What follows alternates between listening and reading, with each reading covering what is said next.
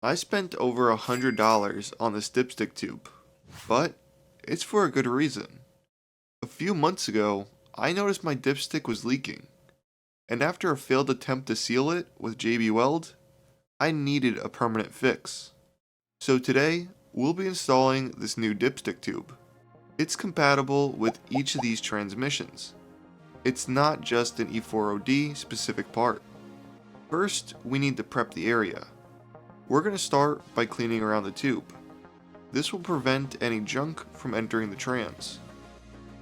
Once that's done, we can start removing it. The upper half is bolted to the back of the engine. It's a pretty tight spot, but I was able to get a wrench on it. Once that bolt is out, the dipstick is ready to be pulled. It's a two-piece design, and I tried to separate it under the truck. Surprisingly, it ended up popping right out of the trans. Not my proudest moment. But these tubes are normally a press fit, so the last thing I was expecting was it to fly off so easy. Now I have to separate the two halves. The only thing holding it on is just an O-ring. However, 30 years of rust has been forming in this joint, so it took a while to separate them. Oh man. I did find something interesting though. This tube has an O-ring. I was under the impression that they used a Teflon paste to seal the tube and then pressed it into the case.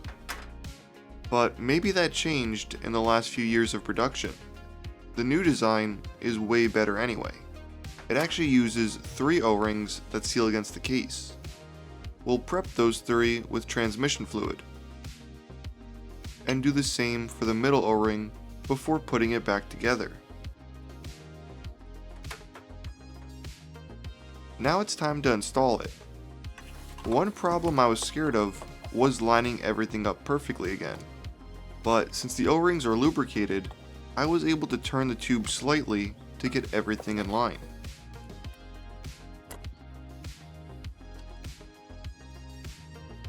After that, I installed the bolt back into the engine block.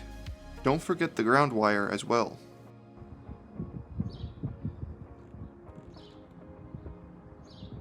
I've put a few miles on it since the install, and there's been no leaks. Although $100 is pretty expensive for a tube, it did fix my problem.